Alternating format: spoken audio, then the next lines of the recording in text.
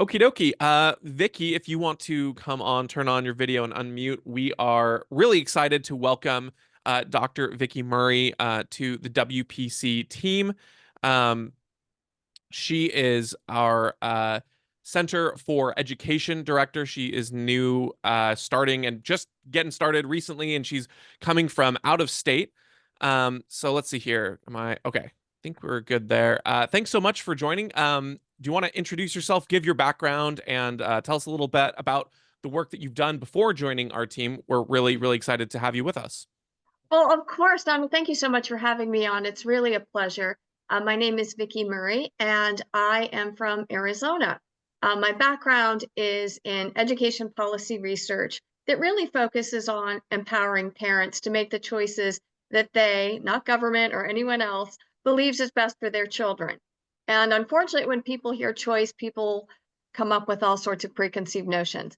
By choices, I mean public district, public charter, public magnet, homeschool, private school, both faith-based and non-denominational, as well as choices we haven't even conceived of. As you may know, that my home state of Arizona was the first in the country to have education savings accounts. If you've had a health savings account, education savings accounts work similarly. The basic concept is pretty simple. Parents who don't prefer a public option for their children simply inform the state, and the state deposits 90% for general education students, 100% for special education students of what that child's district would have received to educate them. So that's state and local funding only. Federal funds are untouched, they remain with the district. And then parents use what's similar to a dedicated use debit card to purchase approved education expenditures such as tuition, testing fees, tutoring, special education therapies, online curricula, tutoring, all sorts of things. So what parents are doing here and in Florida and in a growing number of states across the country is they're using their children's education dollars to customize their children's education in a way that works perfectly for them. So we've seen great success with that. And it's just really exciting to see the innovations that are happening. For example, micro schools, all sorts of different schooling options that even 25 years ago we wouldn't have really conceived of. So let's touch in a little bit on Arizona because of that, because obviously you're coming into Washington, so there's lots of opportunity here for innovation and reform. Since we've done great work with charter schools, but it seems like a state that's as innovative as Washington doesn't want to innovate any further beyond that, and even the charter schools, they put up a fight. There are a lot of myths that we've seen thrown against sort of the school choice movement. What is your perspective been in Arizona when you see claims things like this will bankrupt public schools? This is a way just to fund religious education. What are sort of the common myths that you've seen that either held up or were debunked by the actual experience of school choice in Arizona? Well, I have to tell you, Donald, for me, I went to both public and private schools before 1997 is when we had our first universal public school choice in Arizona. Now, what does that mean? That means that regardless of where you live, you can pick any district public school you want. You don't need to play Mother May I with a district official. The only limitations on a parent's right to choose their preferred public school is health and safety. You can't overcrowd a classroom. And there are regulations in place to prevent sort of a gamesmanship with athletic teams. But other than that, parents simply inform their district, I'm coming here, I'm going there, whatever. So we're on our third generation of universal options, not just district public schools, but 20% of our public school population attends a district, rather a charter public school. Then you look at, we've had universal, which means it's not limited by income, tax credit scholarship. So you can pick whatever private school you want to go to. And we became the first state to have a universal education savings account program. So if the doomsday scenarios were going to happen, they should have happened in Arizona over the past 30 years. Guess what hasn't happened? Any of those things. Public schools haven't closed. By the way, I would invite and encourage anyone to look at your favorite rankings of the best public high schools. Arizona dominates at a fraction of a fraction of what most other states are spending. Certainly Washington State at nearly $20,000 per student. Donald, when I saw that, I'm thinking of college tuition. In fact, please correct me if I'm wrong. No, Some of that's right. your flagship universities, including your four-year research universities, don't even charge that much. So there's going to be a learning curve for me to see, how much funding you're getting. And don't get me wrong, money absolutely matters, but spending more money isn't policy. Are we getting results? Is children's learning improving or not? So all of the doomsday scenarios just haven't come true. And I think it makes sense, Donald, because parents don't want to move their children out of situations that are working well for them. Parents move their children when the circumstance isn't working well. So these myths of, oh my gosh, public schools, there's going to be this mass exodus. I did a back of the envelope calculation the other day. I'd have to do a little more detail, but I wanted to see what percentages of children in Arizona and Washington State are enrolled in public schools, district, magnet, charter, versus a non-public option. And guess what? After 3 decades of universal public, private, and education savings account choice, 89% of children in Arizona are enrolled in a public option. 89% of children in Washington State are enrolled in a public option. So if we were going to see some sort of mass exodus and the decline of public schools, we would have seen it here. And I've got to tell you that, is it true that some schools experienced a loss initially? Yes. But guess what those schools did? Like that, they got awfully responsive, started talking to parents. Why did you leave? What can we do better? How can we bring you back? And some of those schools that literally did bleed students, and there were a handful in Maricopa County, they turned it around. And within 3 years, they were bursting at the seams because they changed policies. They empowered teachers. By the way, watch how teachers are treated in a choice scenario. Because when parents are given choices, they are not only well informed about, and they talk to parents. By the way, parents are the best resources for other parents and getting information. They know what the good schools are within the good districts. They also know who the best teachers are. So the real winners under universal choices are teachers. It's interesting because when you're talking about the percentage of students attending public school, even in a choice-based system, so much of the doomsday is, oh, you're gonna bankrupt these schools. And I always loved what Corey DeAngelis will always ask when someone says that is, why would school choice bankrupt public schools? If they're doing well, why would it bankrupt them? And it almost begs the question when you ask it, you almost presume the answer is because they're not doing their job. The only schools that will get bankrupt are the ones that aren't serving the needs of the students. So like you said, that breeds innovation, it breeds reform, it absolutely gives a lot of opportunity for improvement to actually meet the needs of those. And so then when you talk about, okay, so there's a ton of students still in the public system, then who have you helped? Like you said, you've helped the teachers, and you've also helped the students who are in a system that needs the change. Maybe that's not the overwhelming in a choice-based system because the public schools are so great, but now you have that flexibility for the students who do need it, which I just love. You've got some questions here that I do want to ask from the audience. The first one is, what were the different test result changes in students that changed schools? And did those that left public schools to go private go back to public? Do you know what that sort of looked like when these changes were made and people left the Maricopa schools? Did they come back, or what was the score changes?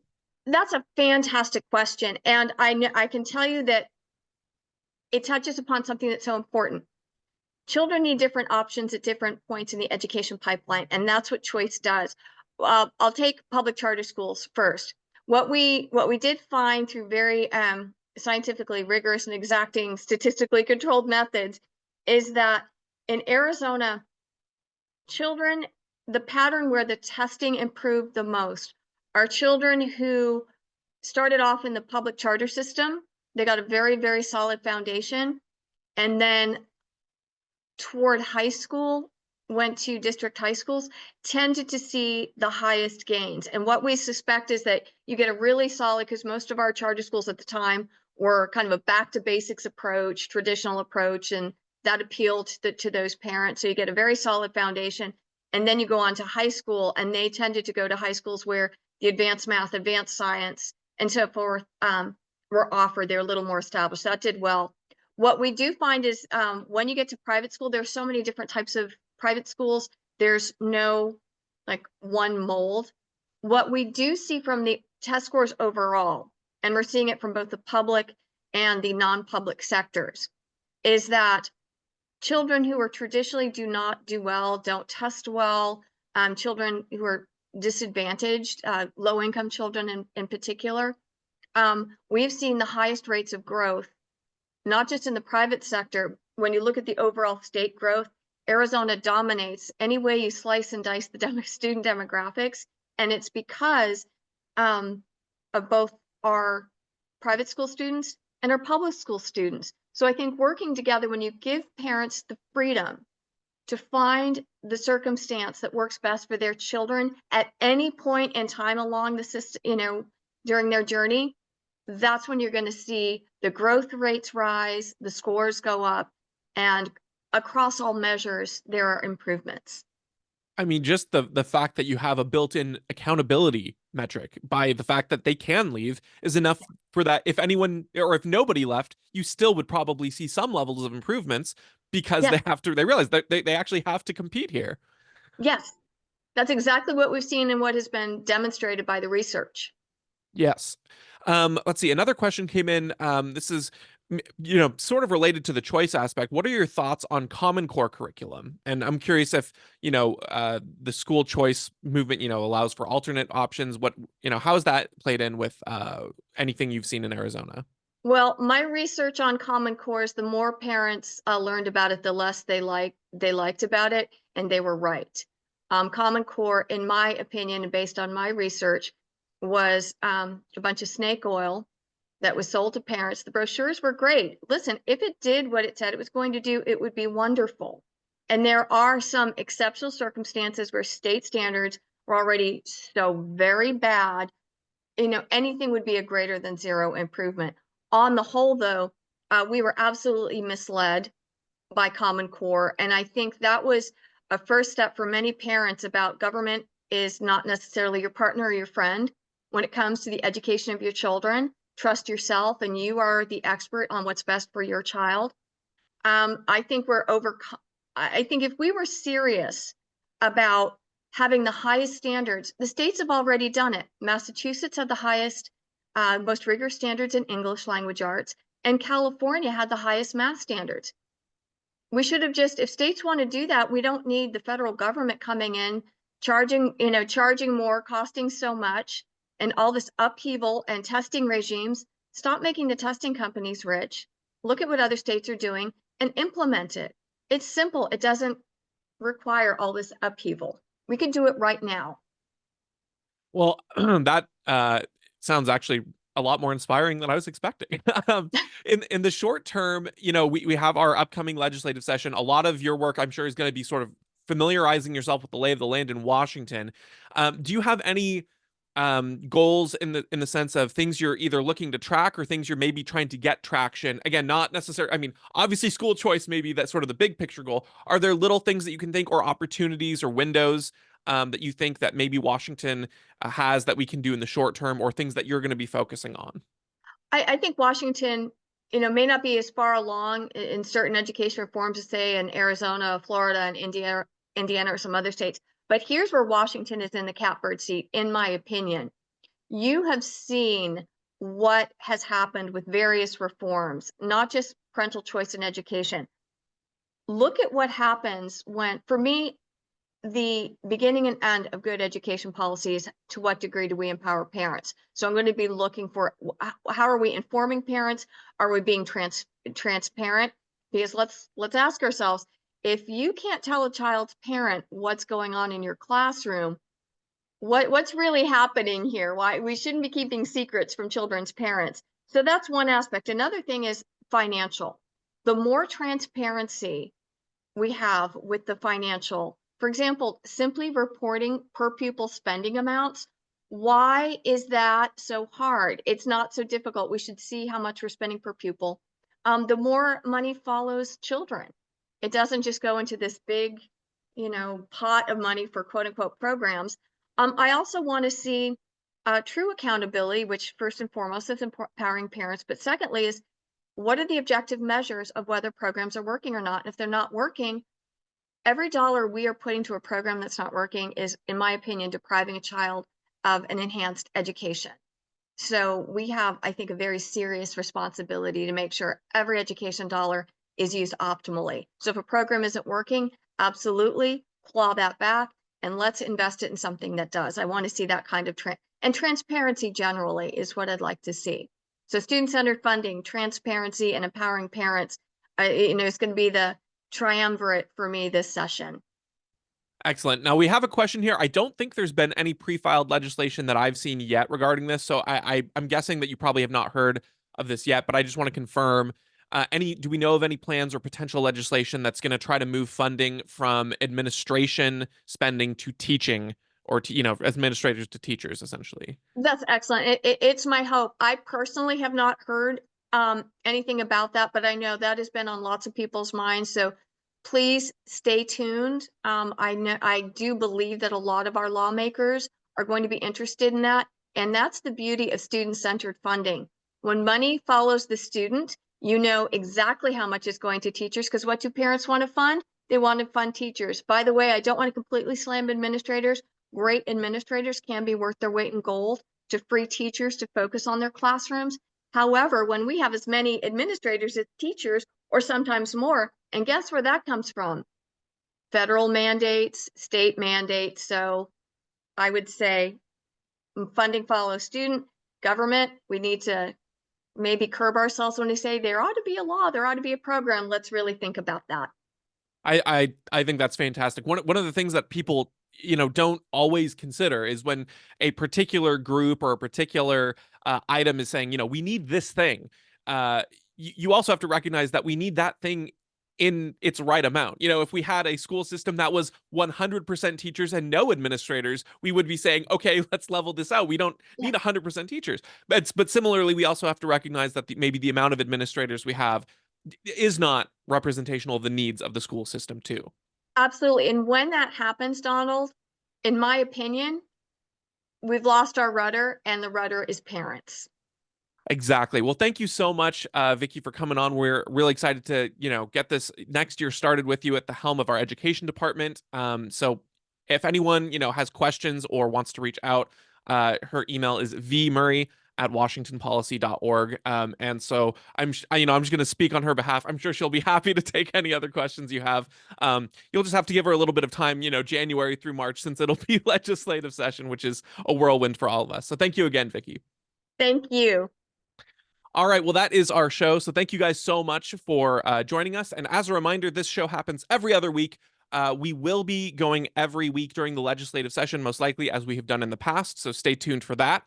Thank you for your support. Make sure to sign up to our newsletter if you haven't already. It's free. Once a week, we don't spam you. We just give you the top research and policy updates for Washington State. And if you know anyone who would love to get that, make sure to forward it along. It helps us out a ton. And we'll see you on the next one. Take care.